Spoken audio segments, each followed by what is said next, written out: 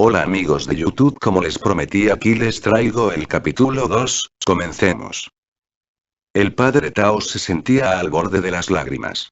Había vivido muchos momentos tristes, días tristes, incluso semanas tristes, y tal vez un mes triste en alguna etapa del camino. Pero aquel era el peor. Era lo más triste que jamás había visto. En ese instante, se hallaba en el altar del templo de Hereré, mirando hacia las filas de bancos de la iglesia. Hoy todo era distinto y los bancos no estaban como siempre. Deberían ocuparlos los rostros melancólicos de los hermanos de Ubal, y en la rara ocasión en que estaban vacíos, le gustaba observar su pulcritud, o el relajante color lila de los asientos. Hoy los bancos no estaban ordenados, ni siquiera eran ya de color lila. Y lo más importante, los hermanos de Ubal no parecían melancólicos. Aquel hedor no era del todo desconocido. El padre Taos lo había olido 5 años antes. Le devolvió recuerdos nauseabundos. Era el olor de la muerte y la traición, envuelto en una neblina de pólvora. Los bancos ya no estaban cubiertos de cojines lila, estaban cubiertos de sangre. El conjunto era caótico. Y lo peor de todo, los hermanos de Ubal que solían ocuparlos no parecían melancólicos. Estaban todos muertos.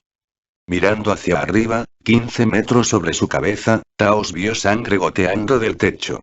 La bóveda de mármol con arco perfecto había sido pintada siglos antes con las hermosas escenas de los ángeles danzando con niños felices y sonrientes.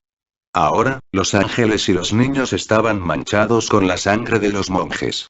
Hasta sus expresiones habían cambiado. Ya no parecían felices.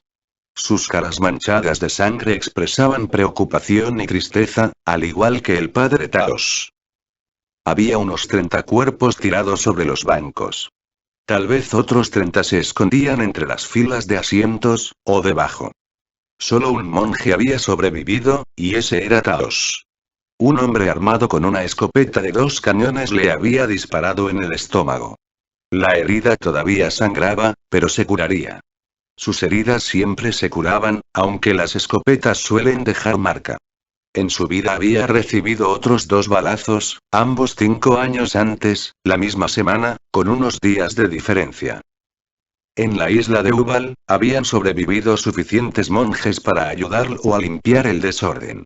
Sería difícil para ellos, eso lo sabía, sobre todo para quienes habían presenciado, 5 años antes, la última vez que la pólvora llenó el templo con su hedor nauseabundo e impío. Así que Taos dio gracias a Dios cuando 2 de sus monjes favoritos, los jóvenes Kile y Peto, entraron en el templo por el enorme agujero en que se habían convertido las puertas de roble que formaban la entrada. Kile tenía unos 30 años. Peto no pasaba de la veintena. A primera vista, parecían gemelos, no solo por su rostro, sino también por sus gestos. Eso se debía en parte a que ambos iban vestidos del mismo modo, y en parte porque Kile había sido el mentor de Peto durante casi 10 años. Así que el monje más joven inconscientemente imitaba la naturaleza tensa y demasiado cauta de su amigo. Ambos tenían la piel tersa y aceitunada, y llevaban la cabeza rapada. Usaban mantos naranjas idénticos, como todos los monjes muertos en el templo. En su camino hacia el altar, tuvieron que pisar los cadáveres de varios hermanos. A pesar de que a Taos le doliera verlos en esa situación, le consoló el simple hecho de que estuvieran allí. Su ritmo cardíaco se aceleró y por fin volvía a latir a un ritmo constante. Peto había sido lo bastante considerado para llevarle una pequeña taza con agua. Tuvo cuidado en no derramar nada de camino al altar, pero sus manos temblaban visiblemente mientras contemplaba el caos del templo. Casi se sintió tan aliviado de entregar la taza, como Taos de recibirla.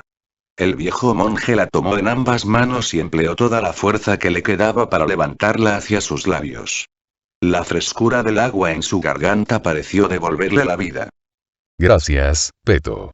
Y no te preocupes. Antes de que termine el día, volveré a ser el mismo de siempre, dijo, inclinándose para dejar la taza vacía en el suelo de piedra. Por supuesto, padre. La voz trémula no parecía convencida, pero al menos albergaba cierta esperanza. Taos sonrió por primera vez ese día. Peto era tan inocente y se preocupaba tanto por los demás, que era difícil no sentirse reconfortado en su presencia, en medio del caos sangriento del templo. Lo habían llevado a la isla a los 10 años, después de que una banda de narcotraficantes asesinara a sus padres. Vivir con los monjes le había dado paz interior y lo había ayudado a reconciliarse consigo mismo. A Taos le enorgullecía haber convertido a Peto, junto a los demás hermanos, en el ser humano maravilloso, atento y desinteresado que ahora tenía delante. Pero iba a mandarlo al mundo que le había robado su familia. Kyle, Peto, sabéis por qué estáis aquí, ¿verdad? Preguntó el monje. Sí, padre. Dijo Kyle, contestando por los dos. ¿Estáis a la altura de la misión? Por supuesto, padre. Si no lo estuviéramos, no nos hubiera llamado. Eso es cierto, Kyle. A veces olvido lo sabio que eres. Recuérdalo, Peto. Aprenderás mucho de Kyle. Sí, padre. Respondió Peto, con humildad. Ahora escuchad con atención. Tenemos poco tiempo. Desde ahora, cada segundo cuenta. La existencia del mundo libre recae en vuestros hombros. No le fallaremos, padre. Insistió Kyle. Sé que no me fallaréis a mí, Kyle, pero si fracasáis será la humanidad la que saldrá perdiendo. Hizo una pausa antes de continuar. Encontrad la piedra y devolvedla al templo. No dejéis que esté en manos del mal cuando llegue la oscuridad. ¿Por qué? Preguntó Peto. ¿Qué podría suceder, padre? Taos puso una mano en el hombro de Peto, sujetándolo con sorprendente firmeza para un hombre en su condición. Estaba horrorizado por la masacre, por la amenaza que suponía y, sobre todo, porque no tenía otra opción que enviar a esos dos monjes al peligro. Escuchad, hijos míos, si esa piedra está en las manos equivocadas en el momento equivocado, todos lo sabremos. Los océanos se elevarán y la humanidad será eliminada como lágrimas en la lluvia. ¿Lágrimas en la lluvia? Repitió Peto. Sí, Peto. Contestó con suavidad Taos. Justo como lágrimas en la lluvia. Ahora apresuraos. No hay tiempo para que os lo cuente todo. La búsqueda debe empezar de inmediato. Cada segundo que pasa, cada minuto que transcurre, nos acerca al final del mundo que hemos conocido llamado. Kyle limpió una mancha de sangre de la mejilla de su superior. No se preocupe, padre, no perderemos el tiempo. A pesar de todo, dudó un momento y luego preguntó. ¿Dónde debemos empezar nuestra búsqueda?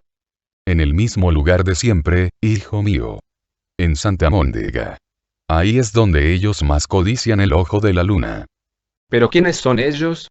¿Quién lo tiene? ¿Quién ha hecho todo esto? ¿A quién, o qué, estamos buscando?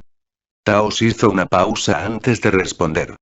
De nuevo examinó la matanza a su alrededor y recordó el momento en que había mirado a su atacante a los ojos, justo antes de que le disparara. Un hombre, Kyle. Búscalo.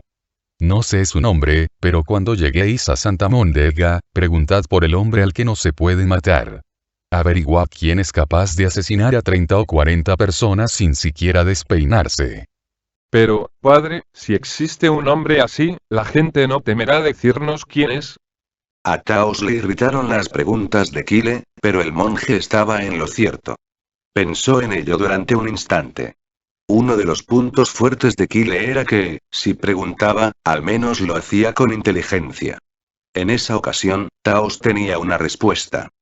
Sí, tendrán miedo, pero en Santa Móndega un hombre venderá su alma al lado oscuro por un puñado de billetes. No comprendo, padre. Por dinero, Kyle, por dinero. La basura y la escoria de la tierra harán lo que sea por él. Pero nosotros no tenemos dinero, ¿verdad? Usarlo va contra las leyes sagradas de Ubali. Técnicamente, sí. Comentó Taos. Pero aquí tenemos dinero. Solo que no lo gastamos. El hermano Samuel se reunirá con vosotros en el puerto. Os entregará una maleta con más dinero del que necesita cualquier hombre. Empleadlo con moderación para conseguir la información necesaria. Una ola de cansancio se apoderó de él. Taos se palpó el rostro antes de continuar. Sin dinero no duraríais un día en Santa Móndega. Así que no lo perdáis bajo ningún concepto. Y estad atentos. Si se corre la voz de que tenéis dinero, ciertas personas vendrán a buscaros. Os aseguro que son peligrosas. Sí, padre. Kyle se emocionó. Aquel sería su primer viaje desde que estaba en la isla. Todos los monjes de Ubal llegaban allí de niños, y las oportunidades de dejar la isla se presentaban una vez en la vida, o ni siquiera eso. Kyle se sintió culpable al instante. En el templo no cabían los sentimientos. ¿Hay algo más? Preguntó. Tao sacudió la cabeza. No, hijo mío. Ahora marcharos. Tenéis 3 días para recuperar el ojo de la luna y salvar al mundo. Y el tiempo ya está corriendo en el reloj de arena. Kyle y Peto hicieron una reverencia ante el padre Taos y luego se encaminaron hacia la salida del templo.